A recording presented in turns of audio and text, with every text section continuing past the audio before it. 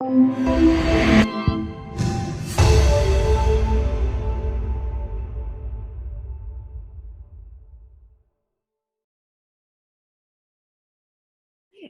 tardes con todas, bienvenidos al noveno Seminario de Análisis y Perspectivas de la Educación en el Perú, 2021, Bicentenario, Desafíos Educativos en Contextos de Incertidumbre y de Esperanza. Mi nombre es Temis Castellanos y voy a estar moderando el panel Políticas Educativas desde la Interculturalidad y Enfoque de Género. En este panel participan la doctora Ruiz Bravo, de la Universidad Católica, el magíster Jorge Luis Yangali, de la Universidad Nacional del Centro, y la señora directora Nirma Arellano, directora de Educación Intercultural Bilingüe del Ministerio de Educación. Este panel va a tener la participación de cada uno de nuestros panelistas por 15 minutos, y luego de ello vamos a recolectar preguntas. Va a haber un espacio para las preguntas que les pedimos que las puedan realizar por el chat de esta sala virtual. Eh, eh, entonces yo invitaría a la profesora Patricia Ruiz Bravo a que dé su presentación. Ella es doctora en Ciencias Sociales, con mención en Desarrollo, Población y Medio Ambiente por la Universidad Católica de Lovaina, Bélgica. Es magíster y licenciada en Sociología por la Pontificia Universidad Católica del Perú. Investigadora especialista en temas de género, educación superior, cultura y desarrollo. Consultora especializada en evaluación de proyectos de desarrollo rural y género. Ha sido decana de la Facultad de Ciencias Sociales de nuestra universidad y actualmente se desempeña como directora de la Cátedra UNESCO de Igualdad de Género en instituciones de educación superior también en la PUC. Bienvenida, profesora Ruiz Bravo, le doy la palabra. Muchísimas gracias, Temis, y en tu nombre a la Facultad de Educación y a todas las instituciones que hacen posible este encuentro. Quisiera empezar señalando que los temas de género e interculturalidad, aun cuando son tratados de ya gran tiempo atrás, como conversábamos antes de empezar los paneles, podemos ver de que pueden haber a veces muchas buenas intenciones. Creo que hay políticas muy interesantes en términos de género, interculturalidad, pero a veces nos enfrentamos con los problemas en la implementación, ¿no?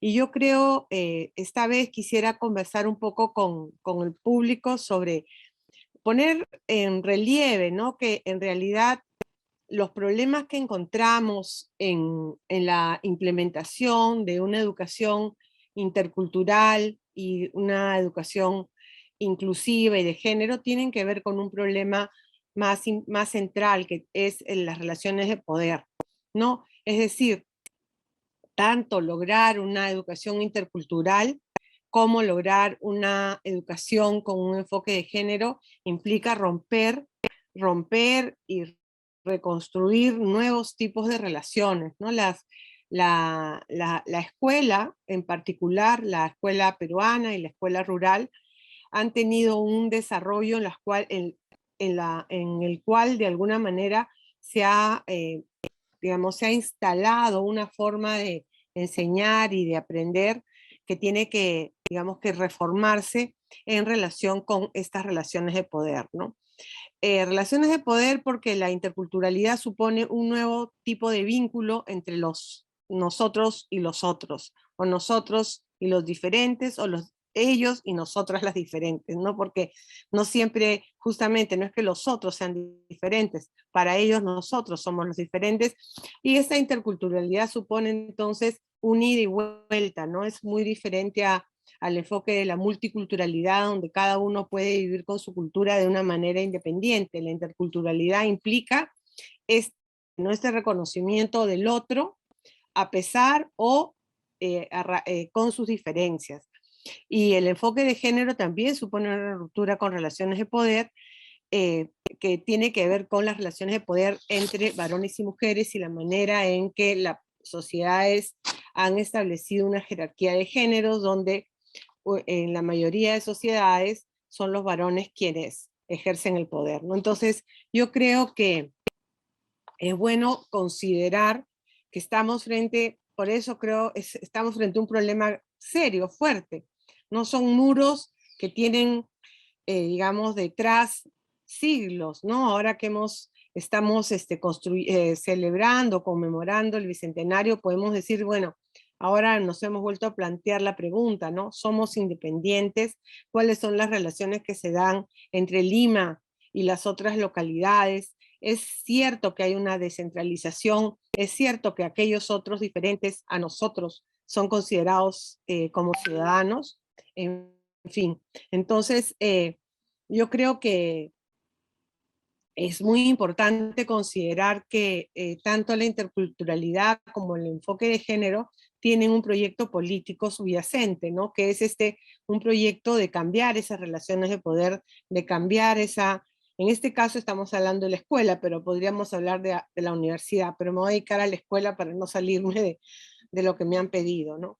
Entonces, con este marco, sí quisiera referirme un poco a una manera o un enfoque que pudiéramos tener para verlo de cómo se podría trabajar de una mejor manera o los problemas que enfrentamos para incluir la interculturalidad y el género.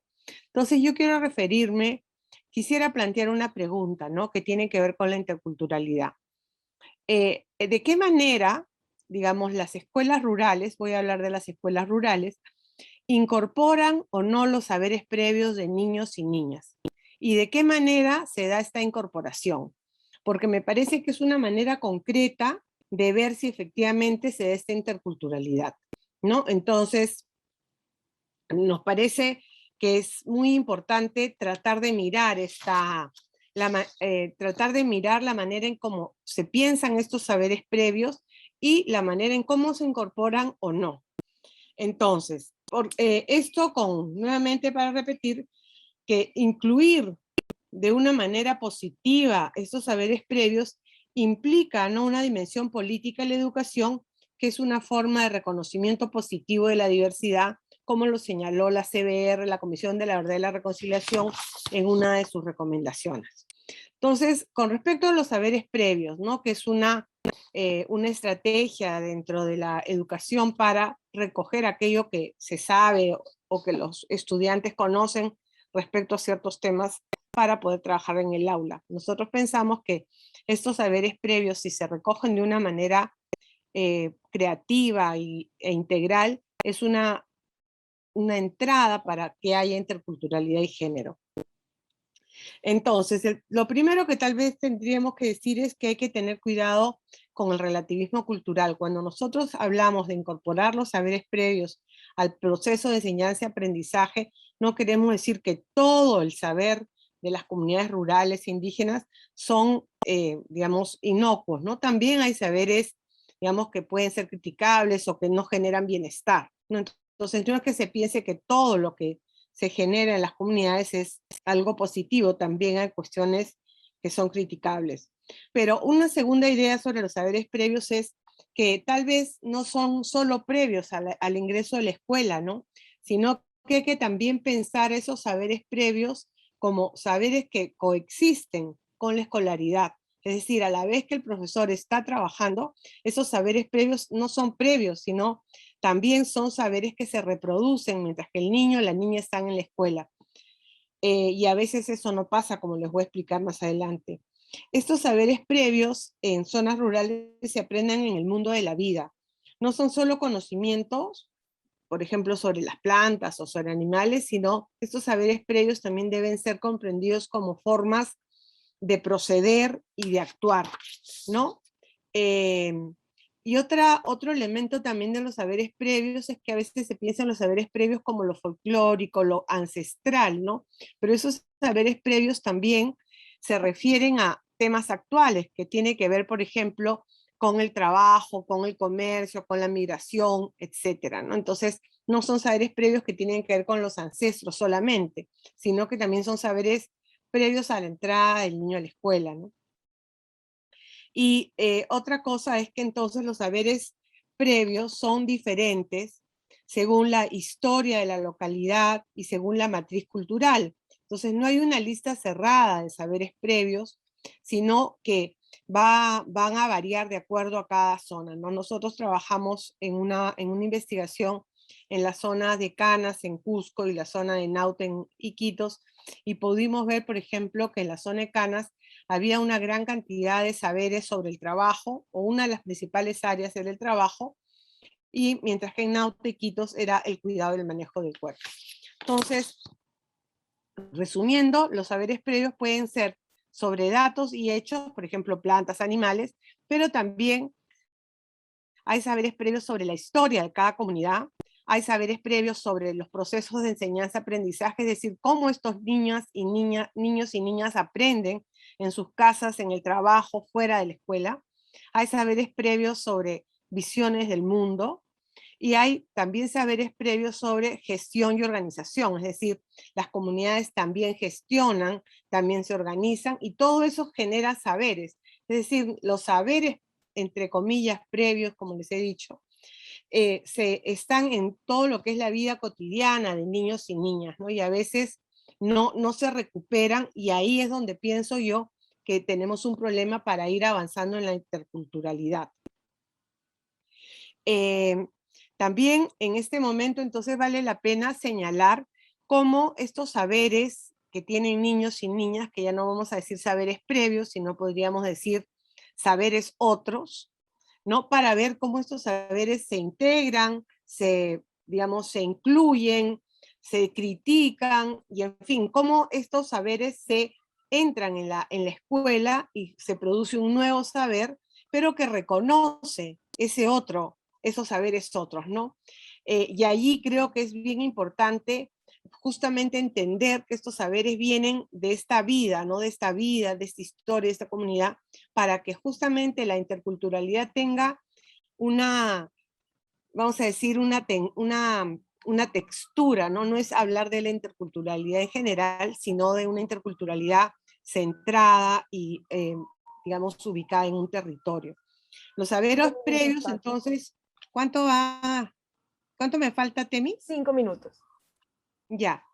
Entonces, estos saberes previos funcionan de manera integrada y no es pertinente aislarlos, ¿no? Entonces, hay saberes previos también en términos de género, ¿no? Hay saberes que tienen mujeres y hay saberes que tienen los hombres.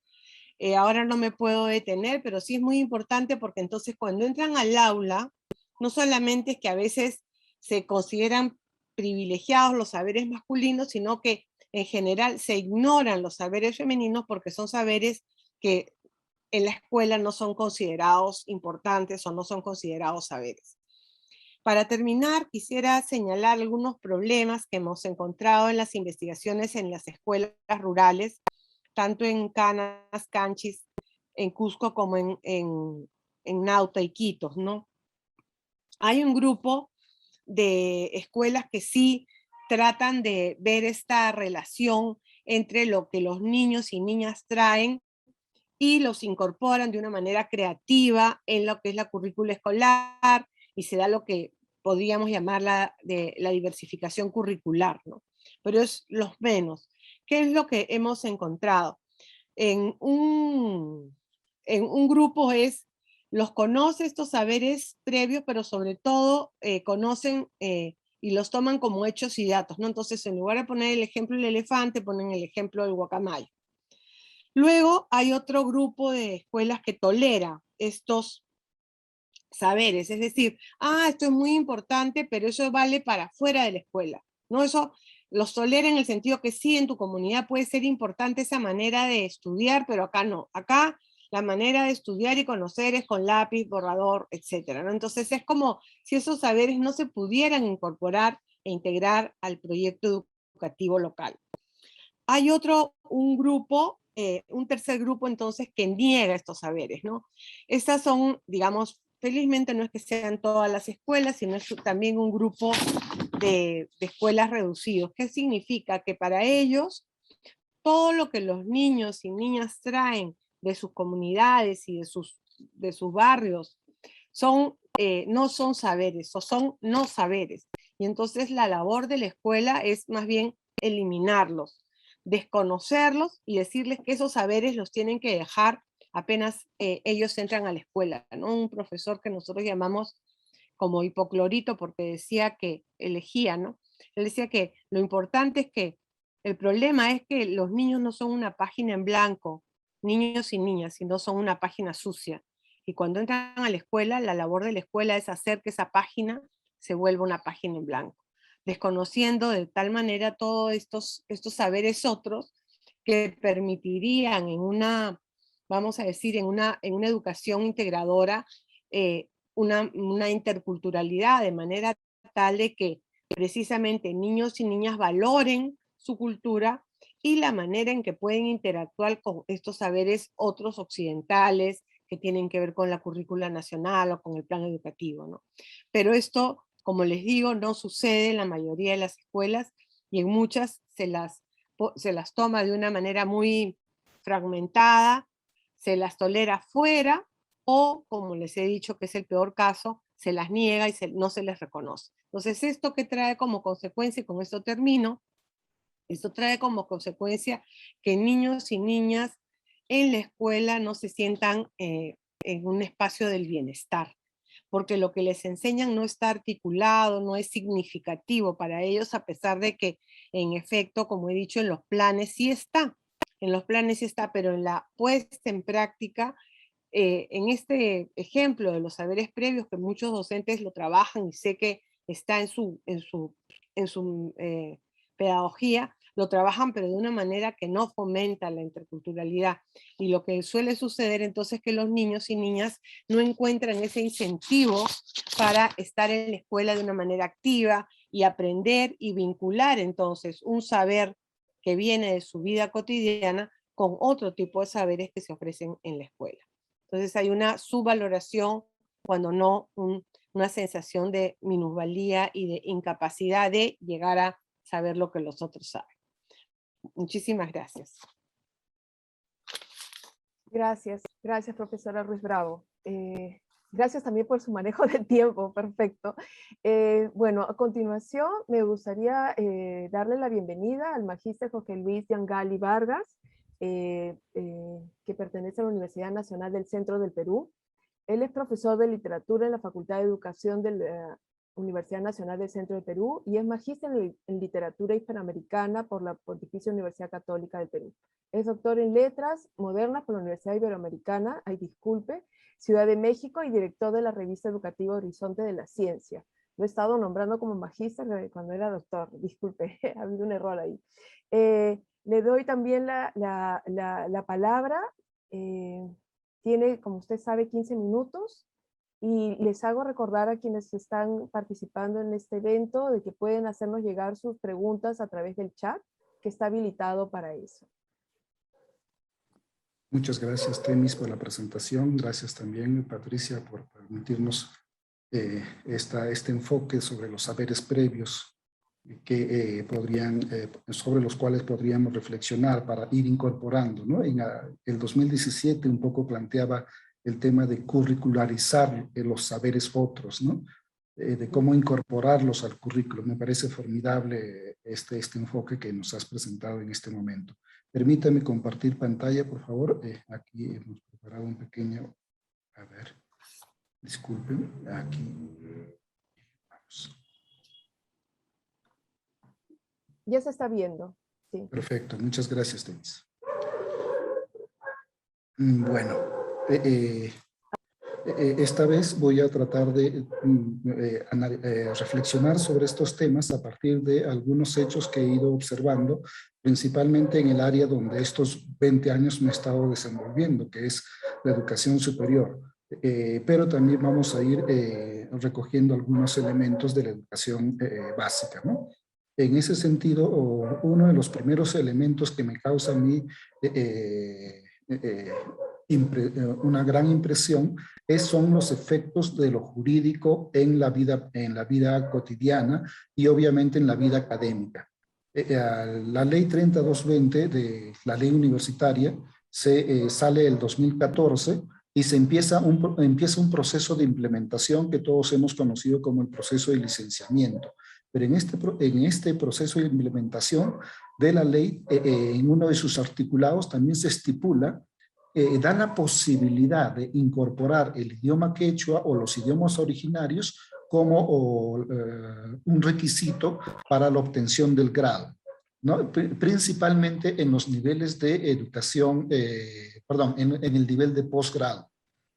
Al principio, les soy sincero, yo descreía un poco de esto, ¿no? Yo decía, no va a tener un efecto real, ¿no? La mayoría va a preferir el idioma inglés o el portugués, que son los idiomas hegemónicos. Sin embargo, con el transcurrir de los años, he podido apreciar que las universidades, a partir de la implementación de esta norma, también han apostado por la implementación en sus centros de idiomas de los idiomas, por ejemplo, quechua y asháninka en el caso de la Universidad del Centro. En el caso de la UNE, que ustedes están viendo, ahí tiene el inglés, el quechua, el italiano, francés, portugués. Como ven, por el hecho de estar en Lima, tiene mayor cobertura a los idiomas extranjeros. Y al lado derecho también ustedes pueden apreciar el de la Universidad de Ucayali, que es interesante, ¿no?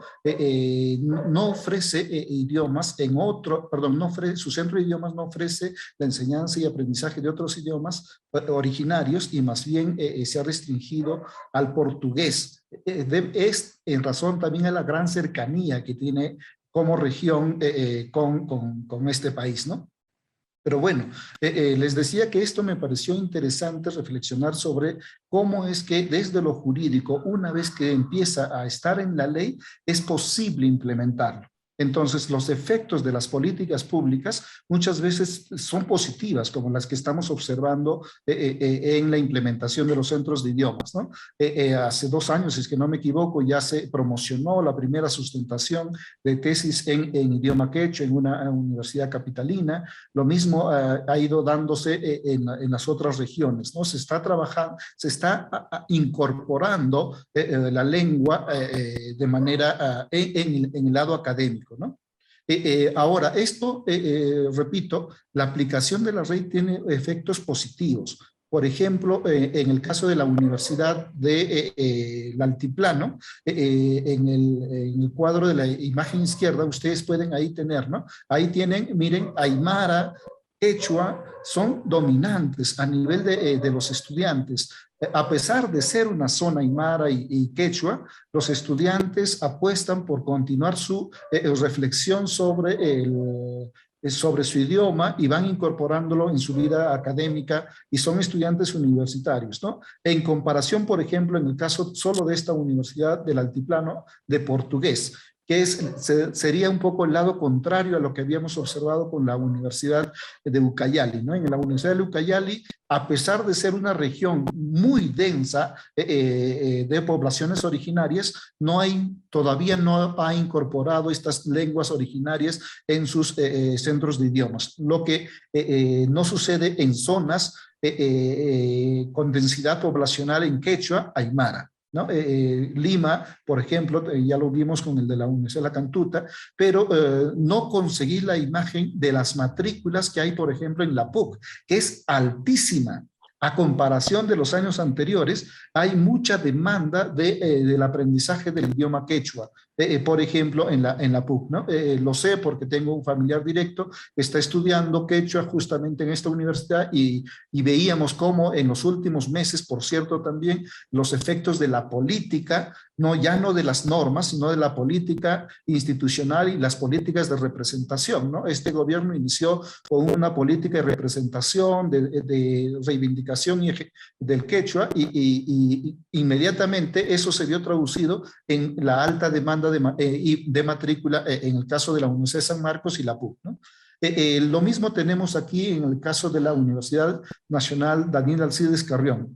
Como observamos, miren, inglés, ofrece inglés, francés, portugués, pero las que tienen mayor demanda son los idiomas inglés y quechua. Entonces, esto un poco nos puede dar una idea de cuán importantes son las leyes y la implementación que tienen las instituciones de las mismas. No obstante, no solamente implica la incorporación de los idiomas como un proceso de enseñanza y aprendizaje, sino también que algunos hemos ido empezando a tener una iniciativa de incorporar los idiomas en el discurso científico. lo cual para muchos podría ser, es antieconómico, por cierto, ¿no? Porque dice, no, demanda más hojas, demanda también la contratación de traductores que de las lenguas originarias, etcétera. No obstante, creo que es una parte de la responsabilidad social de las universidades tener un impacto y al mismo tiempo recoger las necesidades académicas, epistémicas de la región en la que ellos trabajan, ¿no? En ese sentido, por ejemplo, en el caso de la Universidad del Centro, hemos ido incorporando dentro de los metadatos algunas expresiones en las lenguas que nosotros tenemos a nuestro alrededor, como vienen a ser el Ashánica, el Nomashigenga y el Quechua, ¿no? Y nos parece esto significativo, repito, aunque antieconómico, pero significativo en el sentido de ir incorporando también estos otros saberes a nuestros proyectos editoriales, por ejemplo, ¿no? Hace poco conversaba con un colega de Ecuador, él dirige una revista también, la revista Chaquiñán, y la revista Chaquiñán que está en Chimborazo, Ecuador, por ejemplo, ya está apostando en este momento por convocatorias para publicación en quichua y en inglés.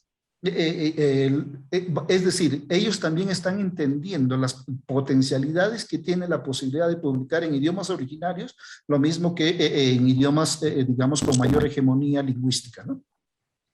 Sin embargo, les decía también que muchas veces la ley también se confronta y al implementarse va a provocar reacción dentro del mismo o de la misma población, ¿no?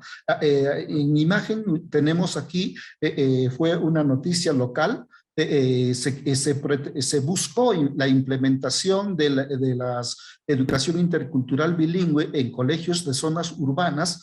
E inmediatamente los colegios de las zonas urbanas reclamaron, ¿no? Y hicieron anotar su protesta. Y ahí hay un comentario que me parece interesante de qué es lo que se está entendiendo también y cuáles son algunos de los argumentos con los cuales reaccionan, ¿no? Nos dice, es ridículo que quieran interponer cómo de jugar el quechua, ni en las zonas más alejadas ya ni hablan, todos hablan castellano.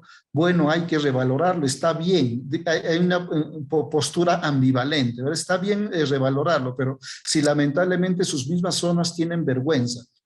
Son algunos argumentos que, bueno, se ha ido vertiendo en realidad desde hace más de 30 años en el proceso de implementación de la EIB, ¿verdad? Pero esta vez cuando se ha procurado implementar, ya no en zonas digamos, propiamente de poblaciones originarias, sino en zonas urbanas, va a provocar estas reacciones como las que estamos observando, ¿no? Miren, tenemos en ese sentido reacciones, por un lado, desde la misma universidad, que ha incrementado su volumen de idiomas originarios, pero también desde el lado de la educación básica, desde los mismos maestros con cierta indisposición a la implementación de la misma, ¿no?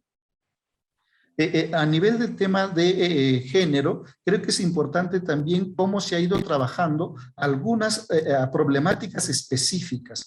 Para el caso, presento el tema de la problemática del acoso, ¿no? Por lo usual y por lo general, el acoso ha estado sobre o contra las mujeres, ¿no? Ha sido el acoso. Y esto es interesante, cómo todas las universidades, además de ir implementando también sus reglamentos contra la prevención e intervención del hostigamiento sexual, es interesante cómo estas universidades han ido conformando sus comités de honor o sus delegaciones de honor o sus comités honorarios, los cuales han ido ya implementando no solamente la norma, sino también esto ha permitido visibilizar una gran problemática que se daba en casi todas las universidades, el tema del acoso y la indefensión de parte de las mujeres frente a una realidad que solo ellas tenían que confrontar, ¿no? Hoy existe ya en las normas, existen también casos en los que se ha sancionado a los docentes, lo cual ha puesto como ejemplo y está reduciéndose, al menos en la universidad en la que yo trabajo, se ha reducido significativamente este punto, ¿no?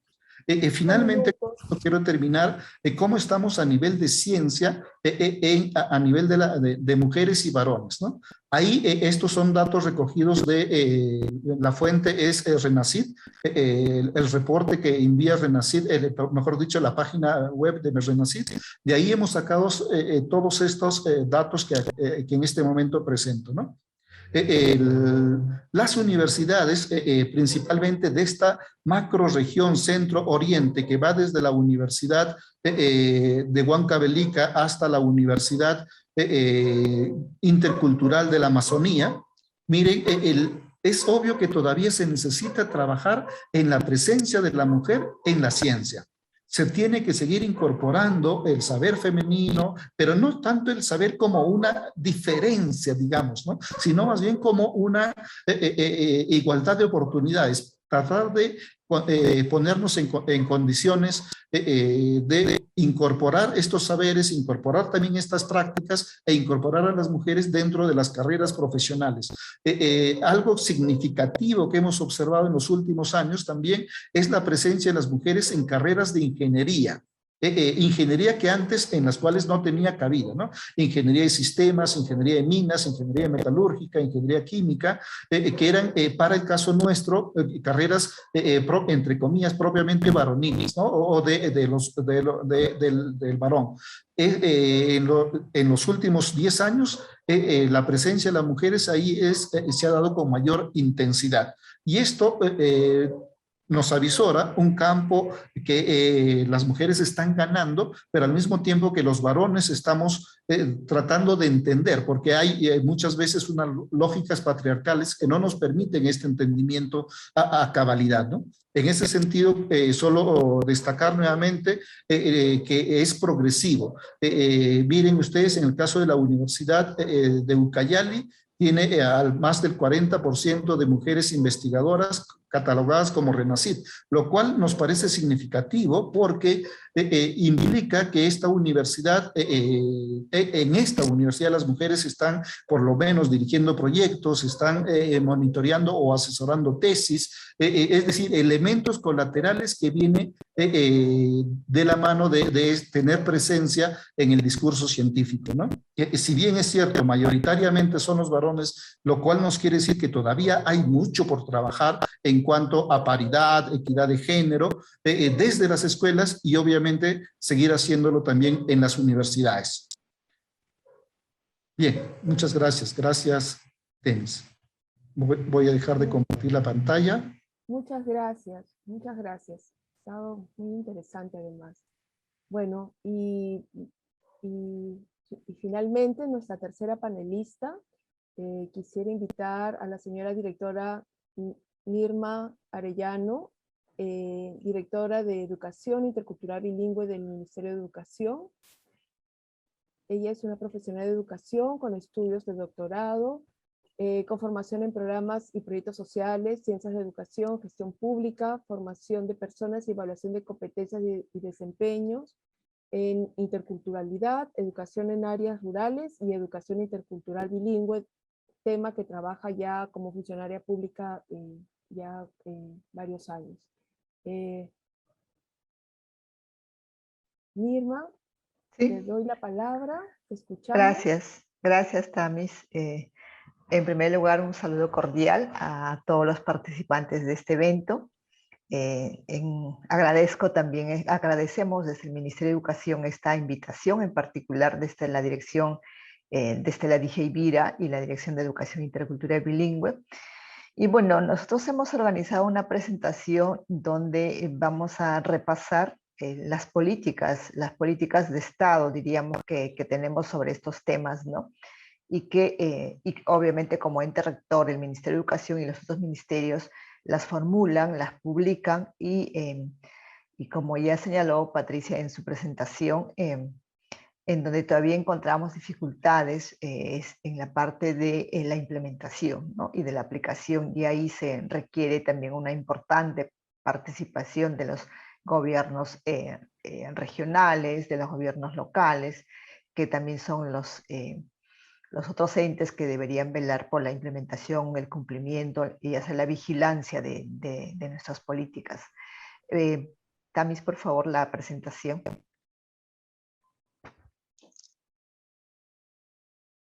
Enseguida nos ayudan a compartirla.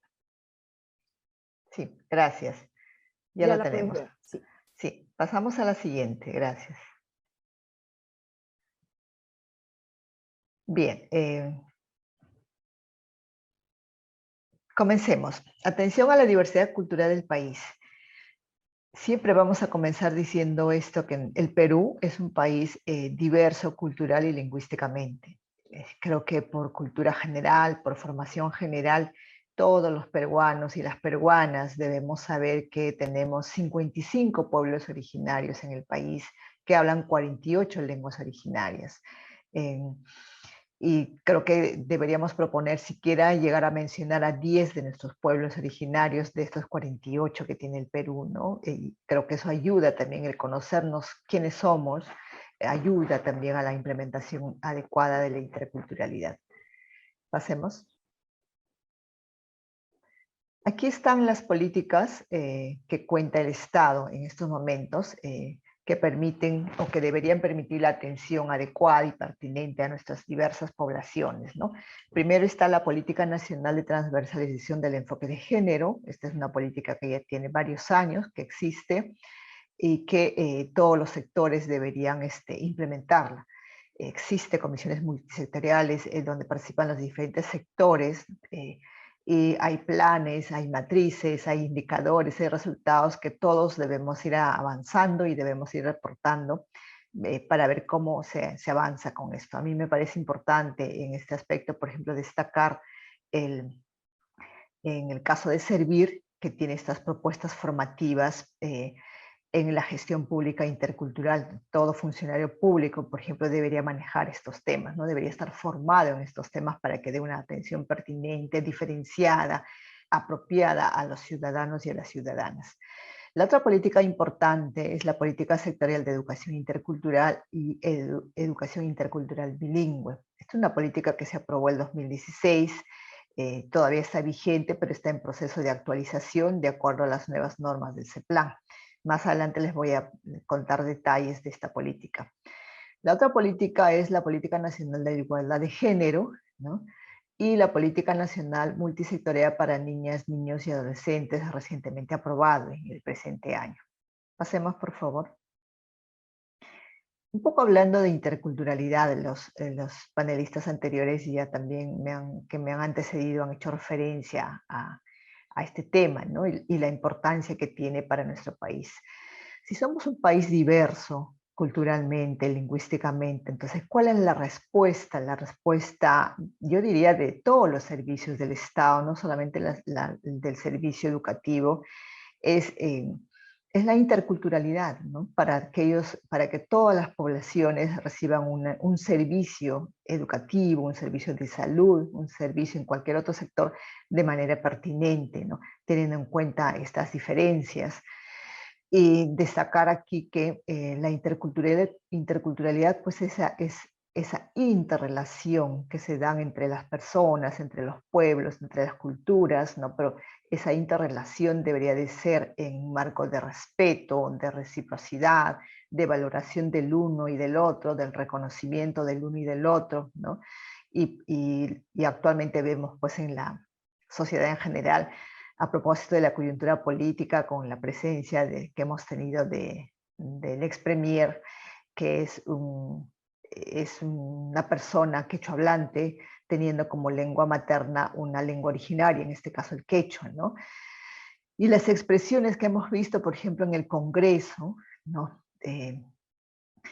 Políticos que se supone deberían tener formación en interculturalidad, y las reacciones que hemos tenido, ¿no? Frente a una lengua, a una de las lenguas del Perú. Por supuesto que el quechua es la lengua que más se habla en el país, pero que tenemos otras 47 lenguas originarias, ¿no? Entonces, esa relación que debería de darse en condiciones más igualitarias entre los unos y los otros, ¿no? Entonces, y por eso nosotros en el caso del Ministerio de Educación hablamos de una interculturalidad crítica, porque lo que proponemos es que este enfoque y este principio de la Ley General de Educación busque disminuir o desaparecer las discriminaciones, los racismos, los estereotipos, ¿no? que tiene la sociedad frente, por ejemplo, a los pueblos indígenas, frente a la población afroperuana, frente a los migrantes, ¿no? Entonces, como se dice cuando hablamos con docentes en los eventos de capacitación, todo el que puede discrimina, ¿no? Y creo que la mayor dificultad, lo más grave del problema es que no se reconoce o no nos reconocemos que somos discriminadores, por ejemplo, ¿no? Y ahí hay mucho que trabajar. Y otro aspecto que también es importante cuando abordamos la interculturalidad es este tema de la decolonialidad, ¿no? Es decir, todavía somos un país colonizado mentalmente, ¿no? Por ejemplo, Patricia hacía referencia al tema de los saberes previos. Nosotros en la educación intercultural bilingüe le llamamos saberes locales, ¿no? La riqueza de los saberes locales que tienen todos los pueblos originarios del Perú y del mundo en general, ¿no? Y la importancia de los saberes locales para la supervivencia de las poblaciones, para la naturaleza, para la vigencia de tanta sabiduría, de tantas prácticas, valores, técnicas, tecnologías, ¿no? Y no solamente después el conocimiento científico, ¿no? Entonces buscamos que exista una relación armoniosa, un reconocimiento, una valoración y una complementariedad entre los saberes locales de nuestros pueblos y los saberes de otros pueblos, de otras culturas, y también el conocimiento científico, ¿no? Entonces, estos saberes locales se van a pues, saber los profesores, por lo menos los profesores de educación intercultural bilingüe, cuando reciben capacitación. Un poco se les trata de transferir la metodología del diálogo de saberes, ¿no? Habrá momentos en que pondremos en relieve, en valor la cultura local, el saber local. Habrá otros momentos en que tendrán que acceder a los conocimientos científicos, a los otros conocimientos, pero también habrá momentos en que tienen que hacer ese diálogo de saberes de todo este conjunto de conocimientos, ¿no? Entonces, y reconocer y valorar estos saberes locales es sumamente importante. Pasamos, por favor.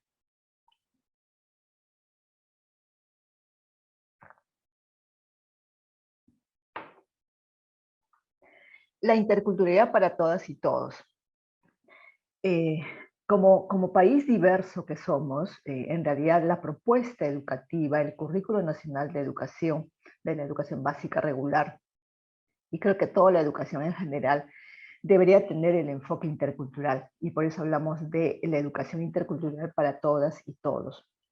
Y ser educación intercultural bilingüe en donde corresponde, en este caso, está dirigido a la población que habla una lengua originaria, sea como lengua materna o como lengua de herencia o como segunda lengua, porque ya las nuevas generaciones no las están hablando, sino sus generaciones anteriores sí las hablan y entonces tienen derecho a la revitalización de su lengua originaria, ¿no? Pero la educación intercultural, que está además establecida como principio de la Ley General de Educación, está plasmada en tantas otras normas, debería ser abordada, desarrollada y trabajada por todas las escuelas urbanas, rurales, de las grandes ciudades, de la capital, de Lima, ¿no? Porque se apuesta que con la afirmación cultural, con la afirmación en primer lugar de nuestra identidad cultural, de lo propio, de lo suyo, y luego con una apropiación adecuada de los otros conocimientos, de las otras culturas, vamos a poder interrelacionarnos mejor, vamos a comprendernos más, ¿no? Vamos a respetarnos y vamos pues a hacer un desarrollo conjunto de la sociedad. De ahí la importancia de la educación intercultural para todas y todos, ¿no? Es cierto que tenemos pendiente implementar esta EIT, ¿no? Sobre todo en los ámbitos urbanos. Yo siempre le digo que la EIT es la otra cara de la moneda de la EIB, ¿no? Entre tanto, las escuelas que no son bilingües no implementen la EIT, los estudiantes de las escuelas de educación intercultural bilingüe siempre van a terminar siendo perjudicados, ¿no? Porque el otro no está preparado para interrelacionarse con los estudiantes bilingües, ¿no? Recuerdo una oportunidad que, por ejemplo, nos decían que un grupo de profesores, ¿no? Decían, profesora, mientras en las ciudades, en los otros niños no aprenden a ser interculturales, no nos pidan a nosotros decir a nuestros niños en las zonas rurales que tienes que ser tolerante, que tienes que respetar, que tienes que saber relacionarte, saber comunicarte, ¿no? Si el otro no respeta, si el otro discrimina, si el otro no valora, ¿no? Entonces, ambos enfoques se tienen que implementar. Pasemos, por favor. Minutos. Gracias. Bueno, esta diapositiva ya la he mencionado, y están nuestras 48 lenguas originarias, nuestros 55 pueblos originarios que son andinos y amazónicos. Es importante también desde una perspectiva intercultural comentar que tenemos en el país una importante población afroperuana, ¿no? Por ejemplo, en el último censo que hemos tenido, más de 800.000 personas se reconocen como afroperuanos, no se autoidentificaron como afroperuanos. Y en el sistema educativo peruano tenemos más de 1.200.000 niños, niñas, adolescentes, jóvenes que hablan una lengua originaria y que pertenecen a un pueblo originario y son los que reciben la educación intercultural bilingüe. Pasemos, por favor. Les comentaba que en estos momentos nosotros contamos con la política sectorial de educación intercultural y educación intercultural bilingüe que se aprobó el año 2016. En estos momentos esa política está siendo actualizada de acuerdo a las nuevas normas del CEPLAN, y estos son los objetivos de cambio que estamos proponiendo en esa nueva política. Está en proceso de aprobación la política.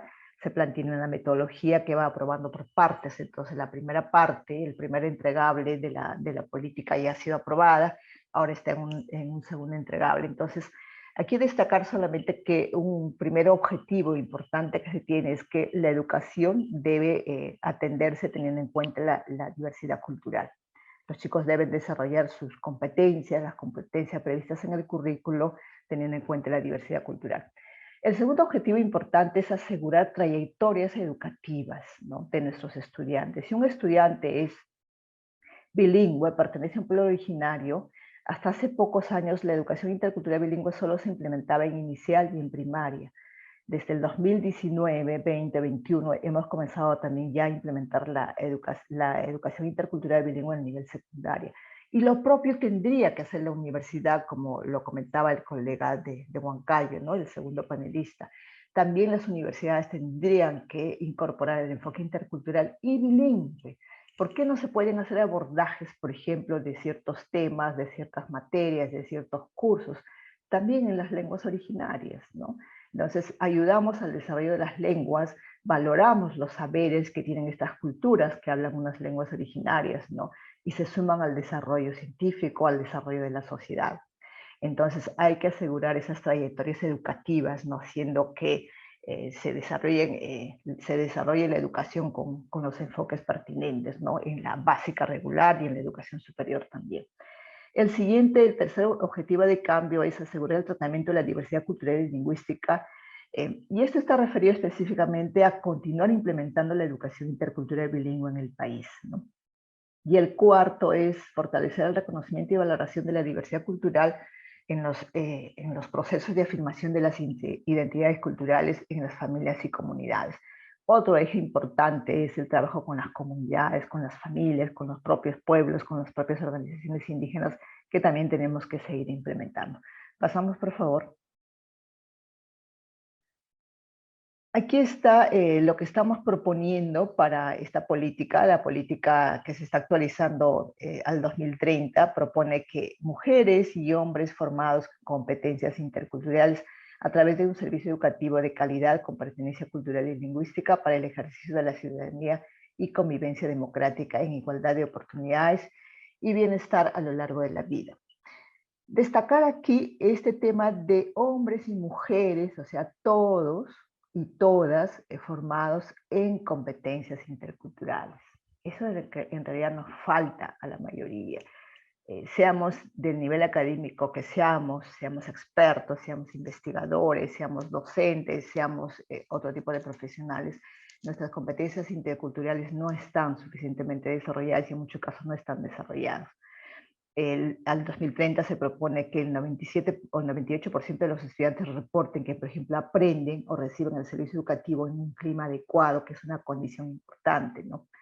que el 42% de las 43% de las instituciones de educación intercultural bilingüe sigan implementando el modelo de servicios de educación intercultural bilingüe, y que el 77% de los estudiantes de los pueblos indígenas originarios y la población extranjera y afroperuana culmina de manera oportuna sus estudios, ¿no? Entonces, esos son un poco como los indicadores que queremos lograr hacia el 2030. Pasemos, por favor.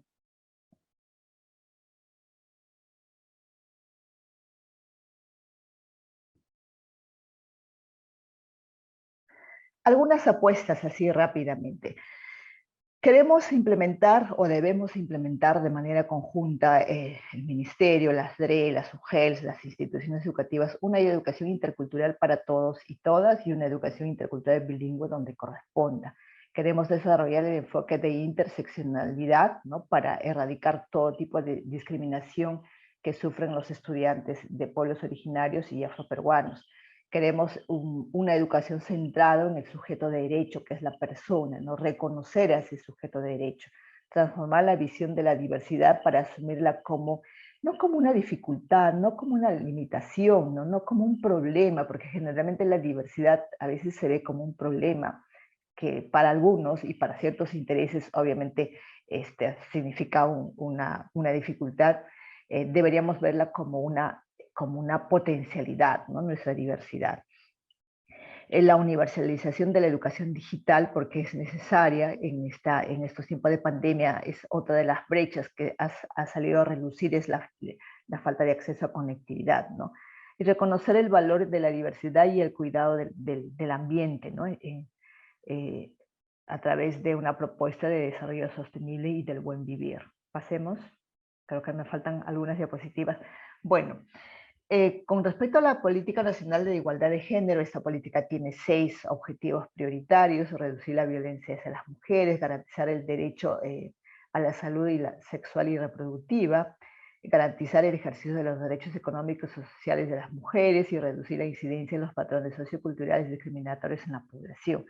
Aquí Patricia y también el colega de Huancayo hacían ya referencia a estos aspectos. Pasemos. La política de igualdad de género tiene, como la mayoría de las políticas, los planes, ¿no?, los planes estratégicos que se implementan, ¿no?, y que además en este caso esta política es multisectorial, es decir, todos los sectores tenemos que hacer la implementación correspondiente. Ahí ustedes pueden ver en la diapositiva la cantidad de sectores que están involucrados en la implementación de los 42 servicios que tiene esta política. Pasemos. Bueno, aquí tenemos más detalles y esto es específicamente lo que es inherente al sector educación, ¿no? Yo quisiera destacar aquí el tema, nosotros contamos con un presupuesto por resultados, un PPR, ¿no?, para trabajar todo lo que es la educación sexual integral, el tema de la lucha contra la violencia sexual, ¿no?, sobre todo en nuestras niñas, sobre todo en los ámbitos rurales, ¿no?, y estamos progresivamente generando herramientas, instrumentos, protocolos y también capacitando a los profesores para que estén preparados para afrontar estas situaciones. Pasemos. También otro aspecto importante es la política nacional multisectorial para las niñas y niños y adolescentes a 2030. Esta política se ha aprobado hace poco, ¿no?, tiene 6 objetivos prioritarios y 47 servicios, y ahí en el caso de educación lo que nos corresponde es fortalecer el desarrollo de la autonomía de niñas, niños y adolescentes, ¿no?, que es el segundo objetivo de la política. Pasemos. Y dentro de todo este marco es importante destacar la Comisión Multisectorial de Fomento de la Educación de las Niñas y Adolescentes Rurales. Nosotros la conocemos más como la Comisión de la Niña Rural, ¿no? Es una comisión que ya viene funcionando muchos años, nos parece que es un mecanismo muy apropiado, lo lidera el Ministerio de Educación, pero sin embargo todos los sectores están involucrados y se reportan acciones, se implementan acciones, la comisión tiene un plan de trabajo y que cada vez vamos tratando todos de cumplir, ¿no?, y de permear en todos nuestros planes y en nuestras actividades el plan de la Comisión de la Niña Rural para su cumplimiento respectivo. Pasamos. Aquí están los detalles de la política que les decía, los servicios que debemos de dar desde educación, ¿no? A través de la comisión. Y creo que ya terminamos. Pasamos, por favor. No sé cuántas diapositivas Sí, me faltan. porque ya Aquí. nos dejan 5 minutitos para las preguntas nada más. Ya, sí.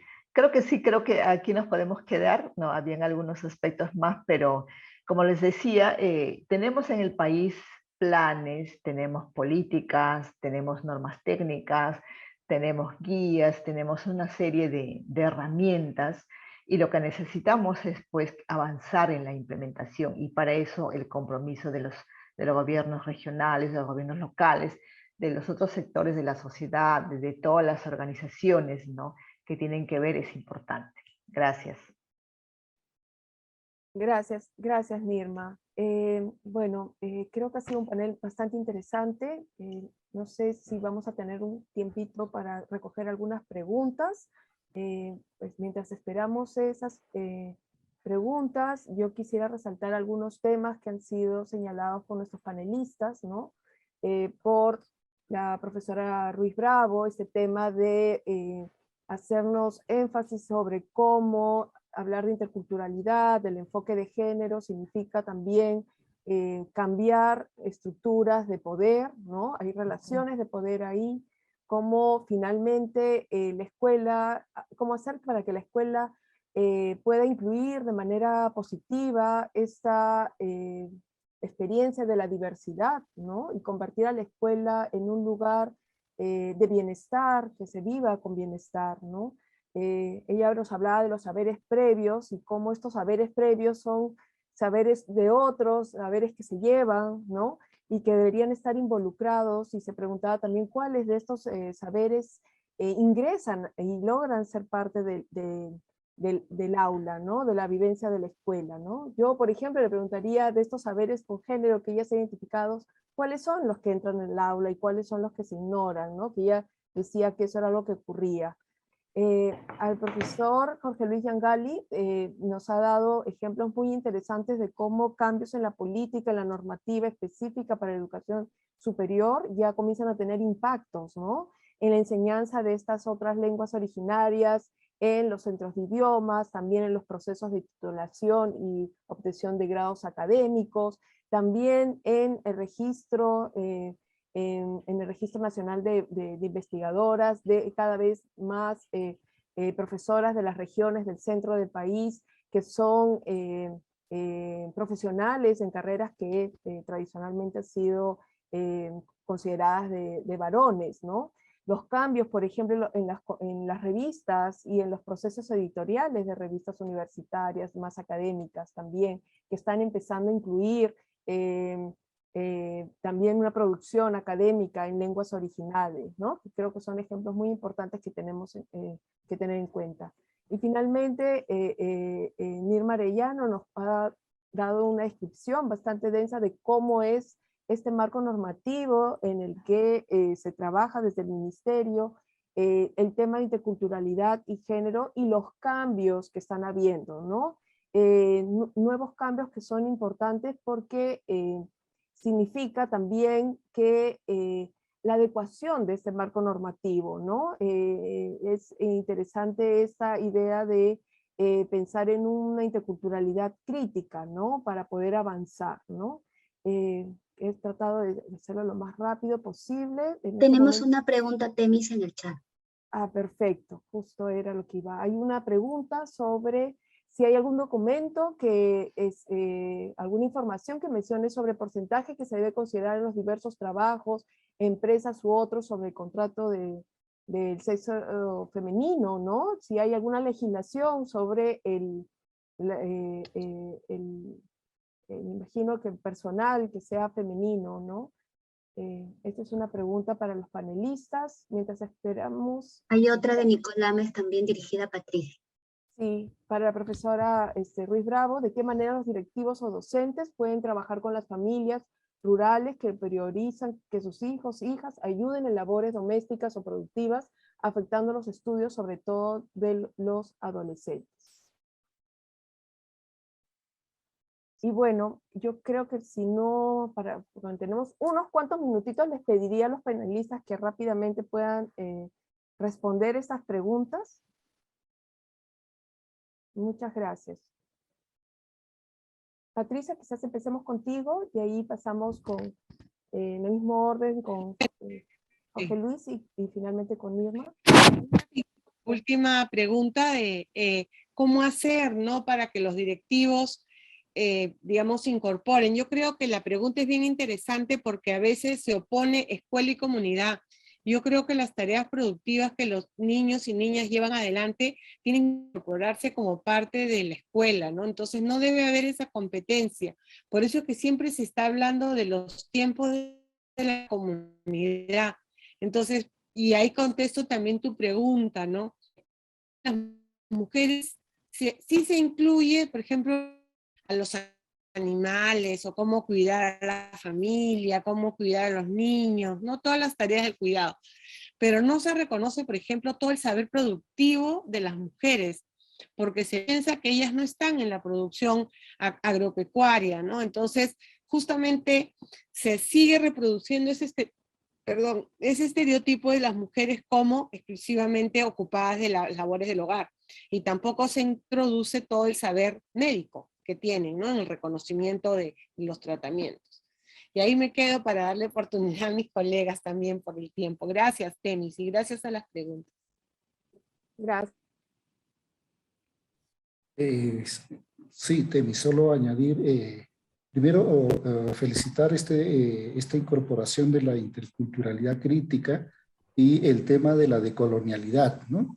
Sí, se ha trabajado ya más de 15 años en la academia, en las universidades, pero que el Ministerio de Educación como que tenía cierto recelo de incorporar esta categoría conceptual, y al mismo tiempo es una categoría que da potencia a todo que permite agenciar algunos enfoques con respecto a la interculturalidad, ¿no? Porque Nirma tiene mucha razón, ¿no? Muchas veces los niños que habían sido formados en colegios o en instituciones educativas interculturales bilingües, su choque más fuerte era cuando se incorporaban ya en la secundaria a colegios en los cuales no había ese entorno que los cobijaba, ¿no?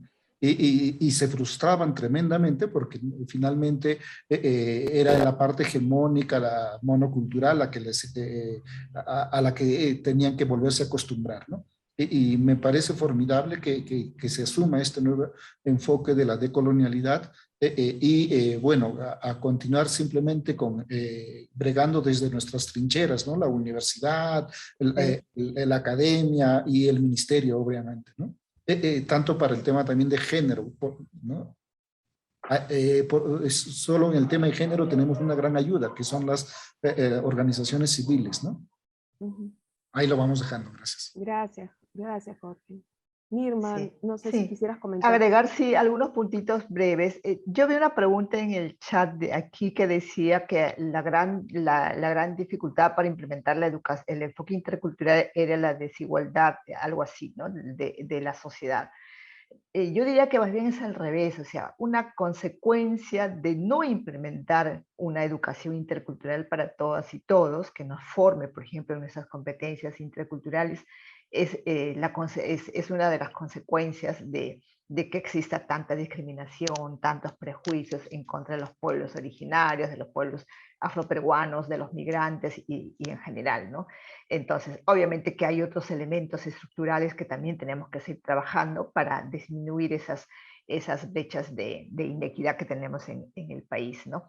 Pero yo quería destacar lo que decía el colega con respecto, por ejemplo, al Colegio Santa Isabel. A mí me llamó la atención y yo le cuento al colega Jorge que efectivamente ese fue un tema que se trató precisamente con mi dirección. Nosotros recibimos la visita, ¿no?, de los dirigentes. Y lo que pasa es que bueno, hay un factor que es que existe mucha desinformación también en los docentes, ¿no? Por ejemplo, nosotros tenemos desde el año 2013 en el Ministerio de Educación, y además es una base de datos que sirve para todo el país, que es el Registro Nacional de Instituciones Educativas de Educación Intercultural Bilingüe. El Colegio Santa Isabel, como el Colegio José Carlos María Tíquez y otros colegios más de otras ciudades del país, están en ese registro porque han reconocido que en esas instituciones educativas existen niños bilingües que hablan, que tienen unos como lengua materna u otros como segunda lengua, por ejemplo, el quechua, ¿no? Pero los profesores, por ejemplo, no sabían que estaban en ese registro, sino es cuando, el 2019, comenzamos a implementar la educación intercultural bilingüe en el nivel secundaria, y bueno, pues recién se dan cuenta de que estaban y que tenían que hacer la EIB urbana, la educación intercultural bilingüe urbana, porque así es el tipo de atención educativa que debían brindar, ¿no? Y bueno, y viene un tema de la negación, ¿no? Nadie habla, ya para qué el quechua, no se necesita, no sirve, ¿no? Y aquí el segundo puntito con lo que ustedes señalaban con respecto a las universidades, ¿no? Y al desarrollo. Cuando muere una lengua, muere una cultura, y cuando muere una cultura mueren muchos conocimientos, muchos valores, muchas prácticas, o sea, la sociedad en general pierde. Entonces creo que si usted decía que enseñar el quechua o trabajar en lenguas originarias era, alguien dijo, antieconómico. Al revés, para nosotros es una inversión en la sociedad. Eso es lo que nosotros tendríamos que pensar y mirar, ¿no? Desde ese lado. Yo quería destacar eso, en verdad es un tema muy bueno, muy apasionante, que todos, académicos y no académicos, políticos, deberíamos conversar y debatir y consensuar, ¿no? Para seguir adelante. Gracias. Gracias, muchas gracias además por contarnos este contexto de este detalle, de esta situación que comentó el profesor Jorge Luis allá en Huancayo. Bueno, con esto, lamentablemente estos espacios nos quedan cortos. Estos son temas de verdad de mucha importancia para nuestro país. En nombre de la Facultad de Educación, del Departamento de Educación y del CICE, de la PUC, les damos las gracias por haber participado, a nuestros panelistas y también a todos a ustedes participantes. Los invitamos a que continúen en las diversas actividades que todavía quedan las mesas y todavía queda el día de mañana, ¿no? Muchas gracias, y yo con esto doy por terminado este panel. Muchas gracias. Muchas gracias. Un saludo. Muchas gracias. Un saludo a todos. Un gusto. Gracias a ustedes, muy amables. Gracias.